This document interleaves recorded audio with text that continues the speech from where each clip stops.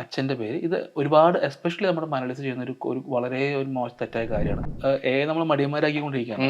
കാരണം നമ്മൾ ആക്ച്വലി മുന്നേക്ക് ഒരു കവർ ലെറ്റർ എഴുതാൻ 1 മണിക്കൂർ 2 മണിക്കൂർ ഇരിക്കുന്ന ആൾക്കാർ പലരും ഇപ്പോൾ ഏറ്റവും കൂടുതൽ ചോദിക്കുന്ന ചോദ്യം ഒന്നാണ്. ഇപ്പോൾ tell me how will you prioritize your work load. ഇത് വളരെ കോമൺലി ചോദിക്കുന്ന ചോദ്യമാണ്. ഇപ്പോൾ നമ്മളിങ്ങനത്തെ ചോദ്യം ചോദിക്കുകയാണെങ്കിൽ, ഇപ്പോൾ ഡി ജെയോട് ചോദിക്കാനോ ചോദ്യം ടെൽ മീ അബൌട്ട് യുവർസെൽഫ് ചോദിക്കുമ്പോൾ ഞാൻ വേഗത്തിൽ ഉത്തരം പറയുമ്പോൾ സ്വാഭാവികമായിട്ടും ഡി ജെക്ക് അതിൻ്റെ പകുതി ഡി ജെക്ക് എഴുതിയെടുക്കാൻ പറ്റത്തില്ല. സോ അപ്പോൾ അവിടെ വിച്ച് മീൻസ് അപ്പോൾ I'm not giving you enough time to take the points. ഞാൻ പറയുന്ന കാര്യം ആക്ച്വലി എഴുതിയെടുക്കാൻ പറ്റുന്നില്ല. അപ്പോൾ കാരണം പലരും ചിന്തിക്കും അവർ വളരെ വേഗത്തിൽ പറഞ്ഞു പോകുമ്പോൾ അവിടെ ആക്ച്വലി നമുക്ക് തന്നെയാണ് എന്താ പറയാ ഇതാക്കുന്നത്, പണി വാങ്ങും. കാരണം വെച്ചാൽ അപ്പോൾ അവര് ഈ ഇന്റർവ്യൂ നടക്കുന്ന സമയത്ത് ഒരിക്കലും അവര് ജോബ് കൊടുക്കുന്നോ ഇല്ലെന്ന് ഡിസൈഡ് ചെയ്യുന്നില്ല. അത് കഴിഞ്ഞ് മേ ബി ഒരു പോൾ ഓഫ് കാൻഡിഡേറ്റ്സിനെ കഴിഞ്ഞ് അവർ ഒരുമിച്ച് ഇരുന്ന് അവർ they will discuss, they will check the points. അപ്പോൾ ഫോർ എക്സാമ്പിൾ 4 പേര് പാനൽ ഉണ്ടെങ്കിൽ മേ ബി ഒരാൾ ഒരു പോയിന്റ് എഴുതാൻ മിസ് ആയി കഴിഞ്ഞാൽ അവരൊരിക്കലും സ്റ്റോപ്പ് ചെയ്ത് വീണ്ടും എന്താ പറഞ്ഞതെന്ന് ചോദിക്കില്ല. Very common thing. അപ്പോൾ അവർ അത് സൗകര്യപൂർവ്വം വിട്ട് കളഞ്ഞ് അടുത്ത് വീണ്ടും എഴുതി തുടങ്ങും. അപ്പം ഞാൻ എൻ്റെ സ്റ്റുഡൻസിന് പറഞ്ഞു കൊടുക്കുന്ന ദ റൂൾ നമ്പർ 1, ഒരു ഇന്റർവ്യൂവിന് ചോദ്യം ചോദിച്ചു കഴിഞ്ഞാൽ always take this 5 second rule. ഒരു ചോദ്യം ചോദിച്ചാൽ ഈവൻ ദോ അറിയുന്ന ഉത്തരമാണെങ്കിൽ പോലും ടേക്ക് അവർ 5 seconds to think what you going to say. ഒരു 2 ഡീപ് ബ്രീത്ത് എടുക്കുന്ന പോലെ. ദെൻ വെൻ അപ്പോൾ ആ ഒരു ഫ്രാക്ഷൻ സെക്കൻഡ് നമ്മുടെ മനസ്സിലേക്ക് നമുക്ക് മാക്സിമം നമുക്ക് ഒരുപാട് പോയിന്റ്സ് വരും. അപ്പൊ നമ്മൾ ആ 5 സെക്കൻഡ് നമ്മൾ ചിന്തിക്കുക എന്താ പറയാൻ പോകുന്നത്. അത് വളരെ ഓർഗാനിക്കായി ഫീൽ ചെയ്യും. കാണുന്ന ഒരാൾക്ക് പോലും പെട്ടെന്ന് ചോദിക്കുമ്പോൾ നമ്മൾ അപ്പം തന്നെ ജമ്പ് ചെയ്ത് ഉത്തരം പറയാതെ ഒരു മൊമെന്റ് നമ്മൾ തിങ്ക് ചെയ്ത് പറയുമ്പോൾ അത് വളരെ ഒരു ഓർഗാനിക്, നമ്മൾ അപ്പം പറയുന്ന ഒരു ഉത്തരമായി തോന്നുന്നു. പിന്നെ നമ്പർ 2, നമ്മൾ പറയുന്നത് നമ്മുടെ റിതം അല്ലെങ്കിൽ നമ്മുടെ ആ ഒരു ടെമ്പോ നമ്മൾ വളരെ നാച്ചുറൽ ആയിട്ട്, ഒരിക്കലും വളരെ ഫാസ്റ്റായി പറഞ്ഞു പോകാതെ വളരെ ആ ഒരു ഇത്തരം കാര്യങ്ങളൊക്കെ ശ്രദ്ധിച്ചാൽ ഇതെല്ലാം വളരെ ബേസിക് ആയിട്ടുള്ള കാര്യങ്ങളാണ്. ഇതിൽ തന്നെ ഒരുപാട് ഇംപ്രൂവൈസ് ചെയ്യാൻ പറ്റും. ഇതൊക്കെ തന്നെ കറക്റ്റ് തന്നെ ഒരു 50% ഓഫ് നമ്മുടെ ഇന്റർവ്യൂ എന്നുള്ളത് ബെറ്റർ ആവും. അതെ. അപ്പോൾ ഞാൻ ചോദിക്കുന്നത് CV അങ്ങനെയുള്ള കാര്യങ്ങൾ എങ്ങനെയാണ്? അതൊക്കെ ഇവർ നമ്മൾ എന്താണ് ചെയ്യേണ്ടത്? അതിൽ നമ്മൾ ഫിൽട്ടർ ആവണമല്ലോ നമ്മൾ ഈ പറയുന്ന ആപ്ലിക്കേഷൻസ് ഇടുമ്പോൾ. അതിനെക്കുറിച്ച് എന്താണ്? CV സ്വാഭാവികമായിട്ടും ഇപ്പോൾ AI യുഗമാണ്. ഇപ്പോൾ എല്ലാത്തിലും പറഞ്ഞാൽ AIയുടെ കടന്നു കയറ്റുണ്ട്. അപ്പോൾ CV-യിലാണെങ്കിൽ പോലും ഇപ്പോൾ ATS ഫ്രണ്ട്ലി. ഇപ്പോൾ നമ്മൾ CV ചെയ്യുമ്പോൾ പോലും നേരത്തെ പറഞ്ഞ കീവേഡ്സും it plays a vital role. കാരണം നമ്മൾ CV ചെയ്യുമ്പോൾ അതിൽ ഇവർ മേ ബി ഒരു CV ഫിൽട്ടർ ചെയ്യുന്ന സമയത്ത് അവർ സ്ക്രിപ്റ്റ് ചെയ്ത് വെച്ചിട്ടുള്ള കുറച്ച് കീവേഡ്സ്, ഇപ്പോൾ ആ ജോബിന് വേണ്ട കീവേഡ്സ് CV ഇല്ലെങ്കിൽ സ്വാഭാവികമായിട്ട് റിജക്ഷൻ ആവും. പിന്നെ നമ്മൾ CV-യിൽ കണ്ടുവരുന്ന ഒരുപാട് കോമൺ മിസ്റ്റേക്സ് ഉണ്ട്. അതായത് ഇത് ഫോർ എക്സാമ്പിൾ പറയുകയാണെങ്കിൽ ഇപ്പോൾ കഴിഞ്ഞ എനിക്കൊരു കുട്ടി CV അയച്ചപ്പോൾ അതിൽ കണ്ടതാണ് പാസ്പോർട്ട് നമ്പർ, പാസ്പോർട്ട് ഡീറ്റെയിൽസ്, അച്ഛൻ്റെ പേര്. ഇത് ഒരുപാട് എസ്പെഷ്യലി നമ്മുടെ മലയാളീസ് ചെയ്യുന്ന ഒരു വളരെ ഒരു തെറ്റായ കാര്യമാണ്. അപ്പോൾ നമ്മുടെ പേഴ്സണൽ ഇൻഫർമേഷൻ CV കൊടുക്കുമ്പോൾ പലരും തുറന്നു പോലും നോക്കില്ല. കാരണം അവർക്കത് ഇപ്പോൾ ഒരു ഓർഗനൈസേഷൻ റൺ ചെയ്ത ഒരാൾക്ക് അവർക്ക് ആക്ച്വലി ഒരു GDPR ഗൈഡ് ലൈൻസ് ഫോളോ ചെയ്യണം. സ്വാഭാവികമായിട്ട് അങ്ങനെ CV വെക്കുമ്പോൾ അത് ആക്ച്വലി അവരുടെ ഗൈഡ് ലൈൻസ് അഗെയിൻസ്റ്റ് ആയിരിക്കും. സ്വാഭാവികമായിട്ട് അവർ അപ്പോൾ തന്നെ CV ഡിലീറ്റ് ചെയ്യും. കാരണം it contains your personal information. NA number ആണെങ്കിൽ നിങ്ങൾ പേഴ്സണൽ ഇൻഫർമേഷൻ ആണ്. ഏതൊരു കമ്പനി ആണെങ്കിലും അവർക്ക് ആക്ച്വലി അവർക്ക് ആ കറക്റ്റ് GDPR ഗൈഡ് ലൈൻസ് അവർക്ക് ഫോളോ ചെയ്യണം. അപ്പോൾ ഇത്തരത്തിൽ വരുന്ന ഇപ്പോൾ ഈ പേഴ്സണൽ ഇൻഫർമേഷൻ കണ്ടെയ്ൻ ചെയ്യുമ്പോൾ ഒരുപാട് NA നമ്പറൊക്കെ ആണെങ്കിൽ അത് അവർക്ക് തന്നെ മേ ബി ഫ്യൂച്ചറിൽ അവർക്ക് ഒരു ഓഡിറ്റ് വരുമ്പോഴൊക്കെ അവർക്ക് ബുദ്ധിമുട്ടാണ്. അപ്പോൾ അവർ ഇമ്മീഡിയറ്റ്ലി CVs ഡിലീറ്റ് ചെയ്ത് കളയും. ഇപ്പോൾ when it comes to public sector, especially civil സർവീസിലൊക്കെ ആണെങ്കിൽ we call it blind recruitment എന്ന് പറഞ്ഞാൽ നമ്മൾ ജോബിന് അപ്ലിക്കേഷൻ ചെയ്യുമ്പോൾ നമ്മൾ ജോബ് ചെയ്ത സ്ഥലത്തിന്റെ പേരോ പഠിച്ച ഇൻസ്റ്റിറ്റ്യൂഷന്റെ പേര് പോലും വെക്കത്തില്ല. അതുപോലെ വെക്കില്ല. അത് അവർ വ്യക്തമായിട്ട് എഴുതി കാണും, ബ്ലൈൻഡ് റിക്രൂട്ട്മെന്റ് എന്ന് പറയാം. അപ്പോൾ അത് നിങ്ങൾ എവിടെയെങ്കിലും നിങ്ങൾ ഐഡന്റിഫൈ ചെയ്യാനുള്ള ഒരു കാര്യം ഉണ്ടെങ്കിൽ ഇമ്മീഡിയറ്റ്ലി CV റിജക്ഷൻ ആണ്. അപ്പോൾ നമ്മൾ അപ്പോഴേക്കും പലരും അതൊന്നും വായിച്ചു നോക്കത്തില്ല.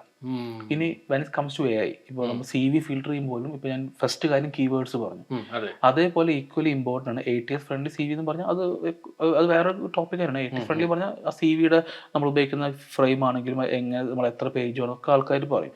ഈ പേജിന്റെ കാര്യത്തിൽ പലർക്കും മിസ്കൺസെപ്ഷൻ ഉണ്ട്. ഇപ്പോൾ പറഞ്ഞ പോലെ CV must be 1 page. അങ്ങനെ പൊതുവെ പറയുന്നത് കേട്ടിട്ടുണ്ട്. അതിൽ ഞാൻ ഒരിക്കലും യോജിക്കുന്നില്ല. കാരണം ഇപ്പോൾ എൻ്റെ കാര്യം എടുക്കുകയാണെങ്കിൽ ഞാൻ UK-യിൽ ഓൾമോസ്റ്റ് ഒരു 17 years. അപ്പോൾ ഞാൻ ഒരു 6-7 ഡിഫറെൻറ്റ് ഡിപ്പാർട്ട്മെന്റ്സ് വർക്ക് ചെയ്യുന്നത്. അപ്പോൾ അത്ര എക്സ്പീരിയൻസ് സ്വാഭാവികമായിട്ടും എനിക്ക് ഒരു 1 പേജിൽ ഫിൽ ചെയ്യാൻ പറ്റത്തില്ല. അപ്പോൾ ഈ 1 പേജ് CV ഉദ്ദേശിക്കുന്നത് മെയിൻലി അത് ഫോക്കസ് ചെയ്യുന്നത് ഗ്രാജുവേറ്റ്സിനാണ്.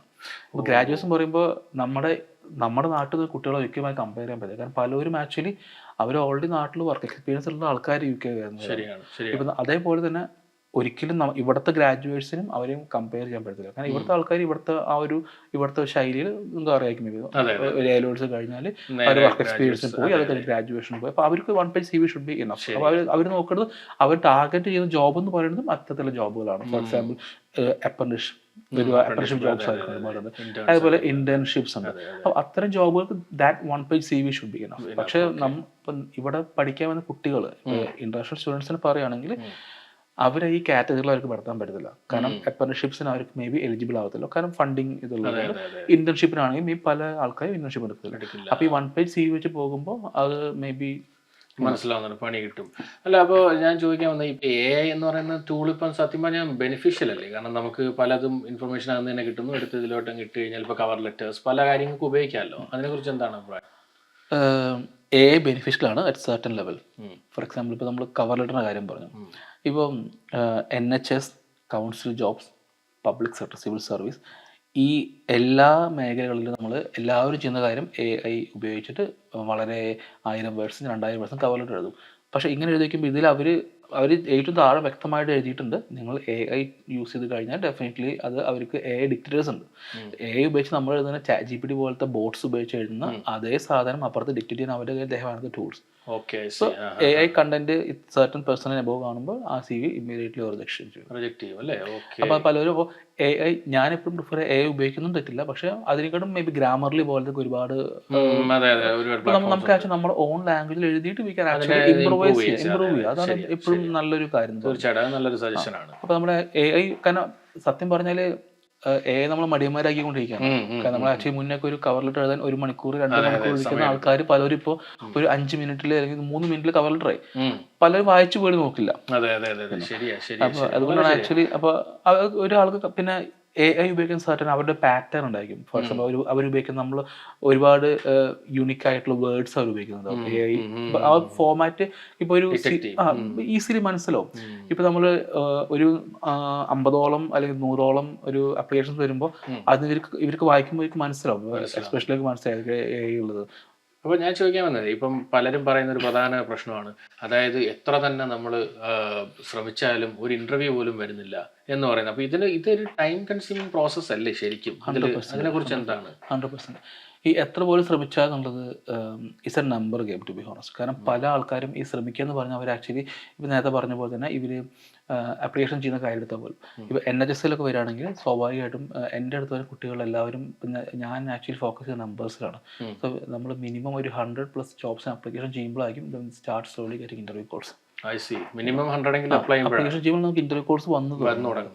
അപ്പോൾ അത് കാരണം നമ്മൾ അത്രയും അഗ്രസീവ്ലി ജോബിന് അപ്ലിക്കേഷൻ ചെയ്യണം, എസ്പെഷ്യലി വെൻ കംസ് ടു, കാരണം മാർക്കറ്റ് അത്രയും ഹൈ ആണ്, ചലഞ്ചിങ് ആണ്. ഇപ്പോൾ ഞാൻ കറന്റ് വർക്ക് ചെയ്യുന്നത് കാരറ്റ് ക്വാളിറ്റി കമ്മീഷനിലാണ്, CQC എന്ന് പറയും. ഇപ്പോൾ നമുക്ക് ഒരു പുതിയ റോള് വരുമ്പോൾ 400-500 അപ്ലിക്കേഷൻസ് ആണ് ഒരു ജോബിന് വരുന്നത്. അപ്പോൾ 500 അപ്ലിക്കേഷൻ എന്ന് ചോദിക്കാൻ ഇമാജിൻ. അപ്പോൾ പിന്നെ അപ്പോൾ അതിന് നമ്മൾ ഫിൽട്ടർ ചെയ്ത് വരുമ്പോൾ അതിൽ നിന്ന് 10 പേരാവണമെങ്കിൽ ഇറ്റ് ഡിമാൻഡ്സ് ആ ഒരു ക്വാളിറ്റിയുള്ള അപ്ലിക്കേഷൻ വേണം. അപ്പോൾ അവിടെ നമ്മൾ 1000 അല്ലെങ്കിൽ 1500 വേർഡ്സ് പല ആൾക്കാരും ചെയ്യുന്നത് ഫുള്ള് AI ആണ്. അപ്പോൾ നമ്മൾ കാരണം ഈ AI എഴുതുമ്പോൾ ഞാൻ ആക്ച്വലി പലതും കണ്ടിട്ട് ഈ AI എഴുതുമ്പോൾ ഇപ്പോൾ നമ്മൾ ഫോർ എക്സാമ്പിൾ അവർക്ക് ഒരു സ്ക്രിപ്റ്റ് കൊടുത്ത് അതിനെ ഡെവലപ്പ് ചെയ്യുമ്പോൾ അത് വായിച്ച് നോക്കാതെ അതിൻ്റെ ടൈലൻറ്റോ അല്ലെങ്കിൽ അതിൻ്റെ ഇനിഷ്യൽ പാർട്ട് പോലും കളയാതെ അത് നേരെ കോപ്പി പേസ്റ്റ് വെക്കുന്ന ആൾക്കാരുണ്ട്, വായിച്ചു പോലും നോക്കാതെ വെക്കുന്ന ആൾക്കാർ. അപ്പോൾ അങ്ങനത്തെ ഇതുണ്ട്. അപ്പോൾ നമ്പേഴ്സ് വളരെ ഇമ്പോർട്ടൻ്റ് ആണ് ചെയ്യുന്നത്. പിന്നെ നമ്മൾ ചെയ്യുന്ന പോർട്ടൽസ്, നമ്മൾ എവിടെ അപ്ലൈ ചെയ്യുന്നു, എങ്ങനെ അപ്ലൈ ചെയ്യുന്നു, ഇതെല്ലാം ഇമ്പോർട്ടൻ്റ് ആണ്. ഇപ്പൊ പലരും ആക്ച്വലി എന്താ ചെയ്യുക, ഇപ്പൊ CV ലൈബ്രറി അല്ലെങ്കിൽ 1-2 പ്ലാറ്റ്ഫോംസിൽ മാത്രം ഒതുങ്ങി നിൽക്കും. ഇപ്പൊ LinkedIn ഒക്കെ പറഞ്ഞാൽ വളരെ ഇമ്പോർട്ടന്റ് ആയിട്ടുള്ള ഒരു പ്ലാറ്റ്ഫോമാണ്. അപ്പൊ പലരും ഇപ്പോൾ LinkedIn ഒരു അറിയത്തില്ല. അപ്പൊ ഒരു പ്രൊഫഷണൽ ആയിട്ടുള്ള ആളാണെങ്കിൽ he should have proper LinkedIn account. കാരണം ഒരുപാട് നെറ്റ്വർക്ക്സും കണക്ഷൻസും പ്രീമിയം അക്കൗണ്ട്സും പല ഓപ്ഷൻസും ഉണ്ടല്ലോ അല്ലേ? പ്രീമിയം അക്കൗണ്ട്സ് അതുപോലും മാൻഡേറ്റ് അല്ല, just normal LinkedIn is enough. പക്ഷെ നമ്മൾ പ്രോപ്പറായിട്ട് നമ്മൾ ആക്ച്വലി അതിൽ നമ്മൾ നമ്മുടെ സ്കിൽസ് ഷോക്കേസ് ചെയ്തിട്ട് നമ്മൾ ആക്ച്വലി ഇൻപുട്ട് ചെയ്യാൻ ഡെഫിനറ്റ്ലി ഹെൽപ്ഫുൾ ആണ്. കാരണം പലർക്കും LinkedIn പറയുമ്പോൾ പലർക്കും അത് എങ്ങനെ യൂസ് ചെയ്യണം, അത് എന്തൊക്കെ ചെയ്യണം, എന്തൊക്കെ ഇൻപുട്ട് ചെയ്ത് പലർക്കും അറിയില്ല. അപ്പോൾ ഇതൊക്കെയാണ്. പിന്നെ CV പ്രിപ്പറേഷനും വളരെ, കാരണം CV ആൾക്കാർ നേരത്തെ പറഞ്ഞ പോലെ CVയിൽ അൺവാണ്ടഡ് ആയിട്ടുള്ള കാര്യങ്ങൾ വെക്കുന്നത് ആക്ച്വലി ആവശ്യമില്ലാത്ത ഡീറ്റെയിൽസും അത് അവർക്ക് ആക്ച്വലി അവർക്ക് റോങ് ആയിട്ട് അവർക്ക് ആക്ച്വലി തീർച്ചയായും മനസ്സിലാവുന്നു. കാരണം അവർ CV അവർ നോക്ക് പോലില്ല. കാരണം ആ CV ആ ഒരു ഡിപ്പാർട്ട്മെന്റോ അല്ലെങ്കിൽ ആ ഒരു കമ്പനി ഹോൾഡ് ചെയ്യുന്നത് പോലും അവരുടെ അഗെയിൻസ്റ്റ് പോളിസി ആയിരിക്കും. കാരണം അതിൽ ഒരുപാട് പേഴ്സണൽ ഇൻഫർമേഷൻ കണ്ടെയ്ൻ ചെയ്യുന്നത്. അപ്പോൾ നേരെ അത് ഇമ്മീഡിയറ്റ്ലി ഡിലീറ്റ് ചെയ്ത് കളയും. മനസ്സിലാവുന്നുണ്ട്. അപ്പോൾ ഇതൊക്കെയാണ് ആക്ച്വലി തീർച്ചയായിട്ടും. CVയുടെ കാര്യം പറയുന്നത്. നല്ല ഒരുപാട് ഇൻഫർമേഷൻസ് പറഞ്ഞു. അപ്പോൾ ഫൈനലായിട്ട് ഇന്റർവ്യൂ ഒക്കെ അറ്റൻഡ് ചെയ്യാൻ ഇത് കാണുന്ന ആൾക്കാരുണ്ടാവും. അവർക്ക് കൊടുക്കാനുള്ള ഒരു ടിപ്പായിട്ട് എന്തെങ്കിലും പറയാനുണ്ടോ? ഇന്റർവ്യൂ ഞാൻ എൻ്റെ സ്റ്റുഡൻസിനോട് പറഞ്ഞൊരു കാര്യം എന്ന് പറഞ്ഞാൽ always try to be organic. നമ്മൾ ഒരിക്കലും നമ്മളൊരു ഇന്റർവ്യൂവിന് പോകുമ്പോൾ it's good that we can have certain kind of എന്താ പറയുക നമ്മൾ പ്രിപ്പറേഷൻ നല്ല ഓഫ് കോഴ്സ് നല്ലതാണ്. പക്ഷെ ഒരിക്കലും ഒരു സ്ക്രിപ്റ്റഡ് ആയിട്ട് ഒരു കുക്ക്ഡ് അപ്പ് ആൻസർ ആയിട്ട് ഒരിക്കലും പോകരുത്. കാരണം മിക്ക ആൾക്കാരും ചെയ്യുന്നത് ഇപ്പോൾ ഒരുപാട് യൂട്യൂബ് വീഡിയോസ് എല്ലാം കണ്ട് പല സ്ഥലങ്ങളിൽ നിന്ന് എടുത്ത് അവരുടെ കയ്യിൽ ഒരു ഫ്രെയിം ഉണ്ടാവും. ഇപ്പോൾ ഞാനൊരു ഇൻട്രസ്റ്റിംഗ് ഒരു സ്റ്റോറി, ഇപ്പോൾ റീസെൻ്റ്ലി ഒരു സ്റ്റുഡൻറ്റ് ഡിപ്പെൻഡ് വിസയിൽ വന്നൊരു കുട്ടിയാണ്. അപ്പോൾ അവൾക്ക് ലാംഗ്വേജ് വളരെ പുവറാണ്. അപ്പോൾ അവർ നോക്കിയത് ജസ്റ്റ് ഒരു ബാൻഡ് 2 ബാൻഡ് 3 പോലത്തെ ഒരു സപ്പോർട്ട് റോൾസ് നോക്കിയിരുന്നത്. ഇപ്പോൾ ജസ്റ്റ് അഡ്മിൻ സപ്പോർട്ട് അങ്ങനത്തെ റോൾസ് നോക്കിയത്. അപ്പോൾ ഞാൻ ഈ കുട്ടിയോട് പറഞ്ഞു ജസ്റ്റ് ഫോൺ റെക്കോർഡ് ഇട്ട് വയ്ക്കാം. അപ്പോൾ എനിക്ക് I can actually listen to later പിന്നെ എന്താ കേൾക്കാൻ കഴിയും. അപ്പോൾ അവരാദ്യം ചോദിച്ചത് ടെൽ മീ അബൌട്ട് യുവർ ചോദിച്ചു. അവരതിന് അവരുടെ കയ്യിലുള്ള അതേ സാധനം എടുത്ത് അവർ പറഞ്ഞു. സെക്കൻഡ് ക്വസ്റ്റ്യൻ അവർ ചോദിച്ചത് tell me 5 reasons you like to work for this job എന്ന് ചോദിച്ചു. അപ്പോൾ അവർക്ക് ആ ചോദ്യം അവർ പഠിച്ചിട്ടില്ല. അപ്പോൾ അവരുടെ കയ്യിൽ വേറൊരു സ്ക്രിപ്റ്റ് അവർ പഠിച്ചൊരു സാധനം അവർ സിമിലർ ആയി തോന്നി. ഇപ്പോൾ why you want to work for this organisation എന്നുള്ള ചോദ്യം അത് അവരെടുത്തിട്ട് നൈസ് ആയിട്ട് പറഞ്ഞു. അപ്പോൾ അവർക്ക് എന്തോ ഡൗട്ട് തോന്നി. പിന്നെ അവർ ചോദിച്ചത് can you tell me how to tie a shoelace എങ്ങനെയാണ് ചോദിച്ചത്. ഇത് ചോദിച്ച സമയത്ത് അവൾ ഞാൻ പറഞ്ഞ പോലെ തന്നെ ഒരു 5 സെക്കൻഡ്സ് എടുത്തതിന് ശേഷം ദെൻ ഷീ സ്റ്റാർട്ട് സെയിങ് വേറൊരു സ്ക്രിപ്റ്റ് കയ്യിലുള്ളത് I always like to do this kind of jobs because I have great passion towards healthcare etc എന്ന് പറഞ്ഞ ടോട്ടലി എങ്ങോട്ട് പോയി. അപ്പോൾ അവർ ചിരിക്കുന്നത് കേൾക്കാം. അവർ ചിരിക്കുകയാണ്. കാരണം അവർക്ക് മനസ്സിലായി. അല്ല അവിടെയാണ് പ്രശ്നം എന്ന് തോന്നുന്നു. എനിക്ക് തോന്നുന്നു ഈ ഫിയർ ഓവർകം ചെയ്യുക.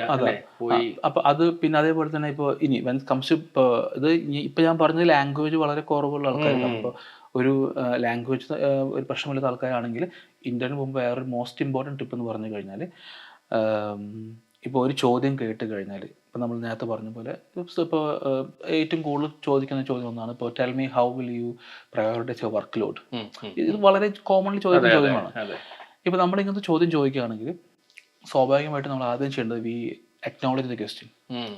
കാരണം നമ്മൾ എപ്പോഴും നമ്മൾ ചെയ്യാത്ത കാര്യം for example thank you for asking the question. Acknowledge then we address the question. For example എന്ന് പറയും ഇപ്പോൾ prioritising work is always important when it comes to health care അല്ലെങ്കിൽ when it comes to NHS അല്ലെങ്കിൽ എവിടെയാച്ചാൽ. അപ്പോൾ നമ്മൾ ആ question address ചെയ്തു. അതിനുശേഷമാണ് actually we start answering the question. അപ്പോൾ ഇങ്ങനെ പറയുമ്പോൾ ഒരിക്കലും ആ കേൾക്കുന്ന ആൾക്ക് അതൊരു സ്ക്രിപ്റ്റഡ് ആക്കിയിട്ട് നമ്മൾ പഠിച്ചു വന്ന് ഛർദ്ദിക്കുമ്പോൾ തോന്നത്തില്ല. അപ്പോൾ കുറച്ചും കൂടി നമ്മൾ അതിനെ എന്താ പറയുക വളരെ ഓർഗാനിക് ആക്കി ഇങ്ങനെയുള്ള ഒരു 2 ഡയലോഗ് പറയുമ്പോൾ നമുക്ക് ഇത്തിരി കൂടെ തിങ്കിങ് സ്പേസും കൂടെ കിട്ടുന്നുണ്ട്. അപ്പോൾ അതിലാണ് എപ്പോഴും വന്ന് always take that 5 seconds to think. ഈ ഞാൻ ടെക്നോളജി ഇന്റർവ്യൂസിന് കുട്ടികൾ പോകുമ്പോൾ എല്ലാവരും I will tell them to keep a pen and paper with them. So അവർക്ക് ആക്ച്വലി ചോദ്യം ചോദിച്ചാൽ they can before they start answering they can scribble some notes. അങ്ങനെ ചെയ്യാം. ഇപ്പോൾ ഒരു ഇന്റർവ്യൂർ പോലും ഒരു നമ്മൾ നോട്ട്സ് എഴുതുമ്പോൾ okay he was 5 seconds delayed to start the answer പറയാൻ പറ്റില്ല. അപ്പോൾ നമ്മൾ 5 സെക്കൻഡോ 10 സെക്കൻഡ് എടുത്താൽ പോലും നമ്മൾ ആദ്യം ആ ഒരു ചോദ്യത്തെ നമ്മൾ പ്രോസസ് ചെയ്തിട്ട് എന്താണ് അവർ ചോദിച്ചത്. കാരണം മിക്ക ചോദ്യങ്ങൾക്കും ഫസ്റ്റ് പാർട്ടും സെക്കൻഡ് പാർട്ടും ഉണ്ടാവും. ഇപ്പോൾ അപ്പോൾ അത് പലർക്കും മേ ബി ചോദ്യത്തിന് ഫസ്റ്റ് പാർട്ട് കേൾക്കുമ്പോഴേക്കും അവർ ഉത്തരം പറഞ്ഞു പോകും. അപ്പോൾ അതിന്റെ ലാസ്റ്റ് ബിറ്റ് മേ ബി വിട്ടുപോകും. ലിസൺ ചെയ്യുക. ഇപ്പൊ ഞാൻ ചോദിച്ച ചോദ്യം പോലും how will you prioritize your work load when you have multiple deadlines. അപ്പൊ എല്ലാവരും മേ ബി ഉത്തരം പറയാം how will you prioritize work load. പക്ഷെ ലാസ്റ്റ് പറയാം മൾട്ടിപ്പിൾ ഡെഡ് ലൈൻസ് വരുമ്പോൾ ഇത് എക്സാമ്പിൾ പറഞ്ഞു. അപ്പൊ എപ്പോഴും ചിന്തിക്കേണ്ട ഒരു ചോദ്യം ചോദിച്ചു കഴിഞ്ഞാൽ first you acknowledge it and address the question. എന്താണ് പ്രയോറിറ്റൈസിങ് വളരെ ഇമ്പോർട്ടൻ്റ് ആണ് എസ്പെഷ്യലി വെൻ കംസ് ടു ഇങ്ങനത്തെ ഒരു ഡൈനാമിക് എൻവയോൺമെന്റ് വർക്ക് ചെയ്യുമ്പോൾ. Then what steps I normally use to implement prioritizing task and when it comes to multiple deadlines. അപ്പോൾ ആ ഒരു structure ഇപ്പോൾ നമ്മളൊന്ന് ഒരു 10 seconds എടുത്ത് തിങ്ക് ചെയ്ത് പറയുമ്പോൾ അത് വളരെ എന്താ പറയാ വളരെ ഒരു ഓർഗാനിക്കും മാത്രമല്ല നമ്മൾ ചിന്തിക്കുന്ന ഒരു കറക്റ്റ് ആൻസർ പറയാനും പറ്റും അല്ലേ. എന്തായാലും എനിക്കും ഡെഫിനറ്റ്ലി ഇത് നല്ലൊരു ടിപ്പായിട്ട് ഫീൽ ചെയ്തത്. അതായത് 5 സെക്കൻഡ് അല്ലെങ്കിൽ ഒരു 10 സെക്കൻഡ് എടുക്കുക എന്നുള്ളത് വളരെ റിയലി പവർഫുൾ സാധനമാണ്. അതേപോലെ ഒരു സോറ്റ് ഇൻട്രപ്റ്റ്, ഒരു ലാസ്റ്റ് ഒരു കാര്യം കൂടി, അതിന് കൂടെ 5 seconds എടുക്കുന്നതിന് കൂടെ തന്നെ എപ്പോഴും പറഞ്ഞ കാര്യം 4 minutes റൂൾ. ഏതോ ചോദ്യം അതേപോലെ ഈക്വൽ ഇമ്പോർട്ടൻ്റ്, ഒരിക്കലും ഒരുപാട് സ്ട്രക്ചർ ചെയ്ത് ലാഗ് ചെയ്ത് പറയുമ്പോൾ നമ്മുടെ അറ്റൻഷൻ സ്പാൻ അവർക്ക് വളരെ കുറവായി. കാരണം ഇപ്പോൾ ഒരു 3 minutes കഴിയുമ്പോഴേക്കും അവർ പിന്നെ അവർ വേറെ ചിന്തിക്കണം, മനസ്സിൽ എന്താ നിർത്താതെ ചിന്തിക്കണം. അപ്പോൾ വളരെ ക്രിസ്പ് ആക്കാൻ ശ്രമിക്കണം, പക്ഷെ ഒരുപാട് എന്താ പറയാ ഷോർട്ടായി പോകരുത്. മനസ്സിലായി. സമയം കൊടുത്ത് പറയുക, പക്ഷെ ഒരുപാട് ലാഗ് ആവാതിരിക്കുക, ഡിസ്ക്രിപ്റ്റീവ് ആക്കുക, പക്ഷെ എന്നാലും വിത്തിൻ ദാറ്റ് ഒരു 4 minutes ടൈം ഫ്രെയിമിൽ മാക്സിമം പറയാൻ ശ്രമിക്കുക. എന്തായാലും അടിപൊളി. Thank you for the talk. വളരെ യൂസ്ഫുൾ ആയിട്ടുള്ള ഇൻഫർമേഷൻ ഉണ്ടായിരുന്നു. ഇത് കാണുന്നവർക്കും ഇൻഫർമേഷൻ ഉണ്ടാകും എന്ന് ഞാൻ വിശ്വസിക്കുന്നു. പിന്നെ എന്തെങ്കിലും ആളുകൾക്ക് ഡൗട്ടോ കാര്യങ്ങളോ ഉണ്ടെങ്കിൽ ഇവരുടെ നമ്പർ ഞങ്ങൾ കമ്പനിയുടെ ബിസിനസിന്റെ എന്തെങ്കിലും ഡൗട്ടുകൾ വരാണെങ്കിൽ ഇട്ട് വയ്ക്കാം. Okay, so anyway thank you so much. So വീണ്ടും അടിപൊളി വീഡിയോസ് ആയിട്ട് വരാം. Let's time.